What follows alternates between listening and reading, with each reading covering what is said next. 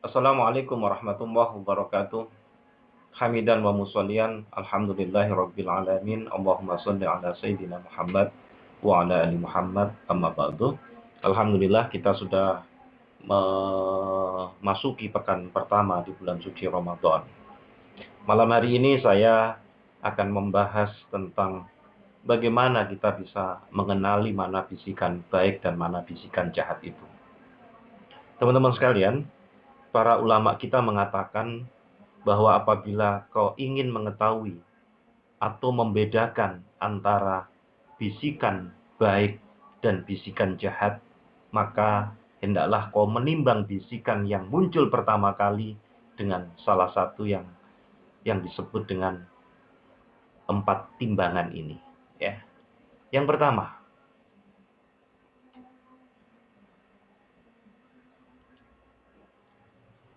timbangan yang pertama adalah timbangan syariah.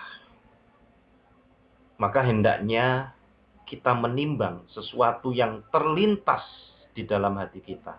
Itu berdasarkan syariah.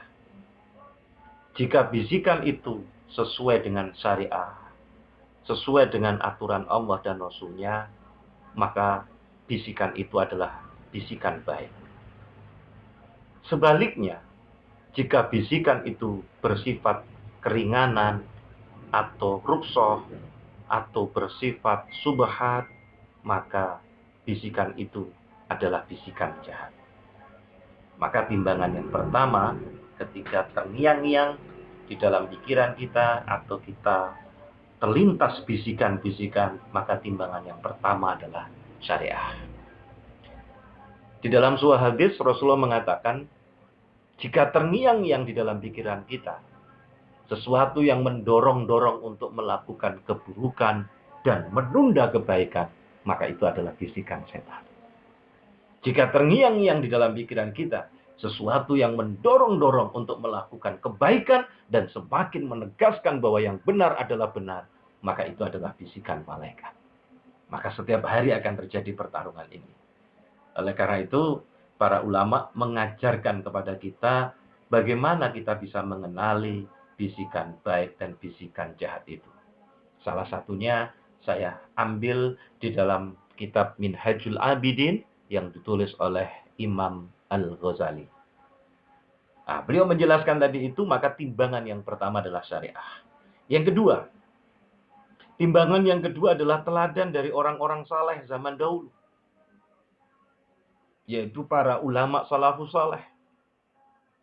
Ketika para ulama salafus saleh menjalankan hal tersebut, maka insya Allah, maka itu adalah bisikan yang baik. Apabila dengan timbangan pertama misalnya, kondisi bisikan baik atau jahatnya itu masih belum jelas bagi kita, maka timbanglah berdasarkan teladan dari orang-orang soleh di zaman dahulu, oleh para ulama salafus soleh. Apabila aksi dari sesuatu yang terlintas di dalam hatimu itu ternyata bertepatan dengan apa yang dicontohkan oleh para ulama salafus soleh, maka bisikan itu insya Allah berarti baik. Sebaliknya, jika aksi dari sesuatu yang terlintas dalam hatimu tadi itu mengikuti orang-orang yang tidak soleh, maka itu adalah bisikan jahat. Itu timbangan yang kedua. Timbangan yang ketiga adalah hawa nafsu. Apabila dengan timbangan kedua ternyata bisikan yang kau rasakan itu masih belum jelas, timbanglah bisikan itu berdasarkan hawa nafsu. Gimana caranya? Perhatikanlah. Apabila secara nalurnia hawa nafsumu itu menolak bisikan itu, bukan karena takut atau bukan karena terancam, maka bisikan itu adalah bisikan yang baik. Akan tetapi apabila secara naluriah hawa nafsumu itu cenderung suka padanya, bukan karena berharap kepada Allah Subhanahu wa taala ataupun motivasi, maka bisikan itu adalah bisikan buruk.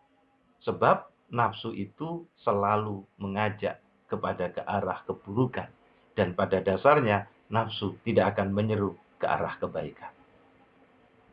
Maka jika kita memahami secara mendalam dengan menggunakan salah satu dari 3 timbangan tadi itu, maka akan jelas bagi kita nanti mana perbedaan antara bisikan baik dan bisikan jahat. Semoga Allah Subhanahu wa taala memberikan hidayah dengan anugerahnya. Sesungguhnya Dia adalah zat yang maha pemurah lagi maha pengasih.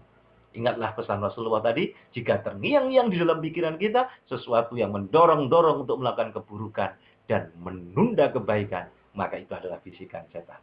Jika terngiang-ngiang di dalam pikiran kita sesuatu yang mendorong-dorong untuk melakukan kebaikan dan semakin menegaskan bahwa yang benar adalah benar, maka itu adalah bisikan malaikat.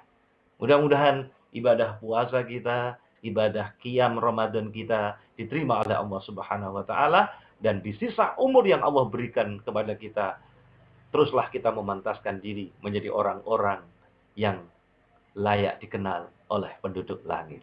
Kurang dan lebihnya saya mohon maaf. Salam dahsyat dan luar biasa. Wassalamualaikum warahmatullahi wabarakatuh.